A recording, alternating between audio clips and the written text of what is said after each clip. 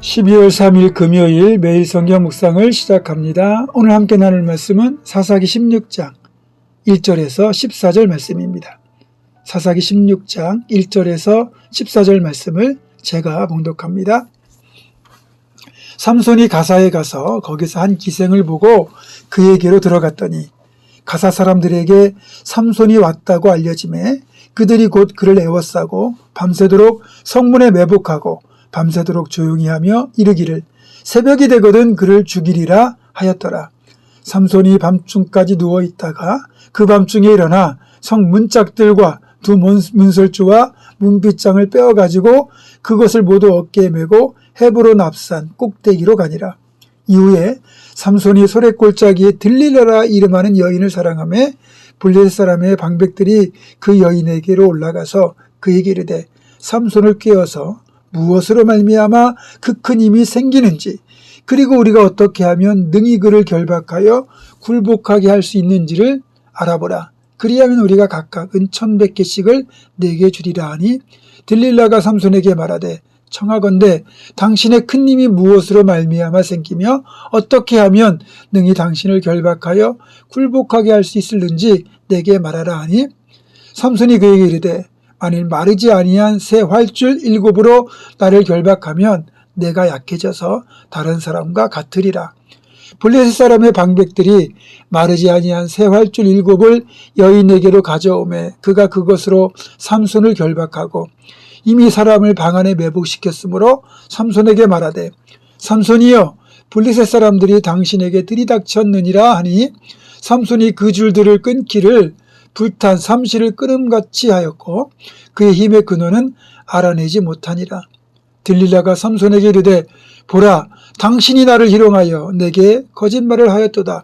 청하건대 무엇으로 당신을 결박할 수 있을는지 이제는 내게 말하라 하니 삼손이 그에게 이르되 만일 쓰지 아니한 새 밧줄들로 나를 결박하면 내가 약해져서 다른 사람과 같으리라 하니라. 들릴라가 새 밧줄들을 가져다가 그것들로 그를 결박하고 그에게 이르되 삼손이여 블레셋 사람이 당신에게 들이닥쳤느니라 하니 삼손이 팔 위에 줄 끊기를 실을 끊음같이 하였고 그때에도 사람이 방 안에 매복하였더라. 들릴라가 삼손에게 이르되 당신이 이때까지 나를 희롱하여 내게 거짓말을 하였도다. 내가 무엇으로 당신을 결박할 수 있을는지 내게 말하라 하니 삼손이 그에게 이르되 그대가 만일 나의 머리털 7가닥을 배틀의 날실에 섞어 짜면 되리라 하는지라.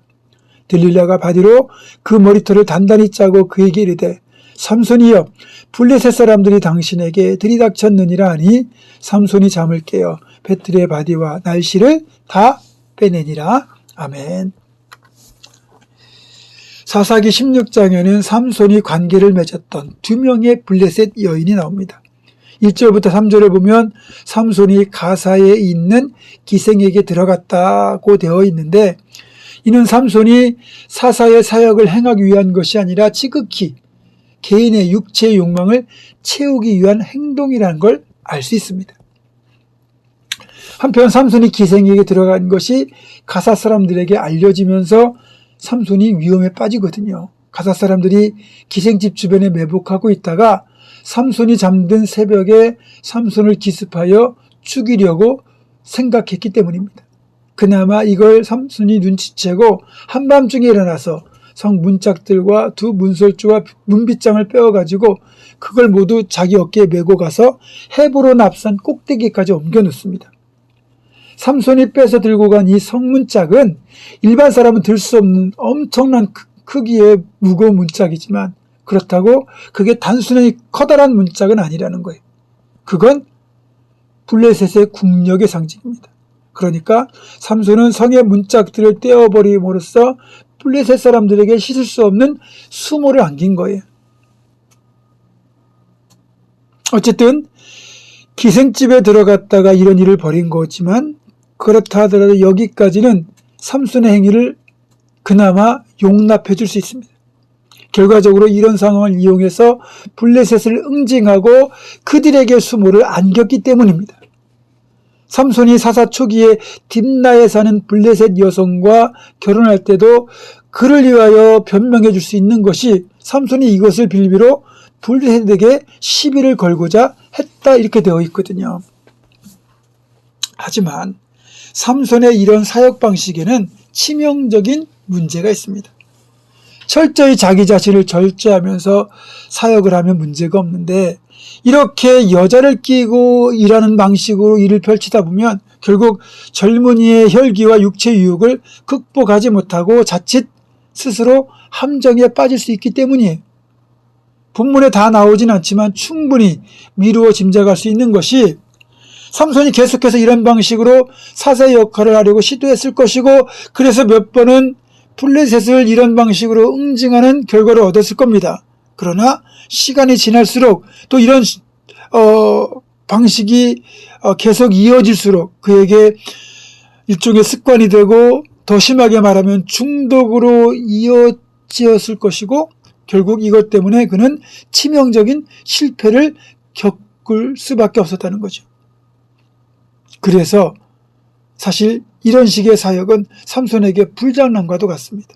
불을 가지고 불장난하다 보면 재밌죠? 하지만 불 자체가 워낙 위험한 것이기 때문에 불장난이 지나치면 그것이 진짜 화재로 이어지고 더 나아가 대형 화재로 이어질 수 있습니다. 삼손은 그렇게 육체의 불을 가지고 뭔가를 해보겠다고 했지만 어느 순간 불장난을 즐기게 되었고 불장난이 끝내는 모든 것을 태워버리는 대형 화재로 이어지고 말았습니다.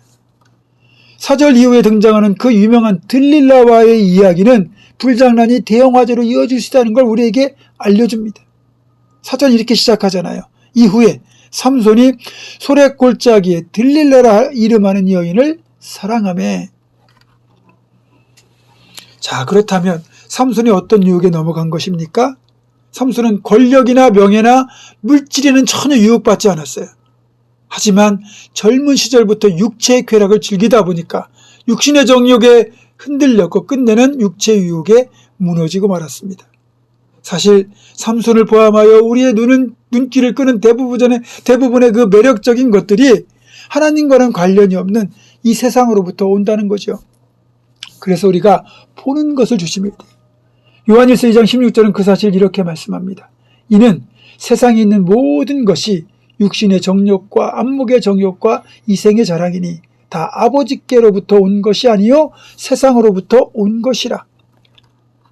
그러니까 삼손의 몰락의 시점은 들릴라에게 마음을 빼앗겨 힘의 비밀을 누설한 때가 아니고 이미 그 전에 보이는 것에 현혹되는 그의 두 눈, 즉 안목의 정욕에 빠졌을 때라는 것이고 이것이 육신의 정욕으로 이어졌고 그것이 들릴라를 통해서 본격화된 겁니다.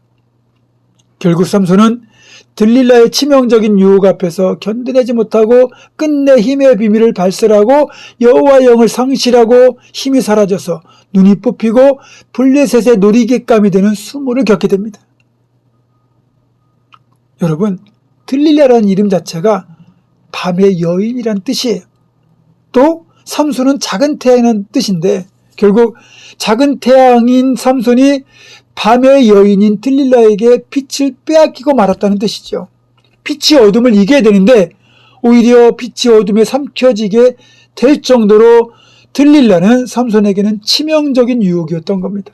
그리고 그 유혹을 피하지 못했다가 결국 삼손은 비참한 결말을 맞이하게 된 거죠. 여러분, 그래서 우리가 유혹을 분별해서 피하는 것이 가장 옳은 방법입니다. 우리의 보는 것 조심해야 되고 그리고 우리의 육신의 욕망을 추구하는 것 진짜 조심해야 됩니다.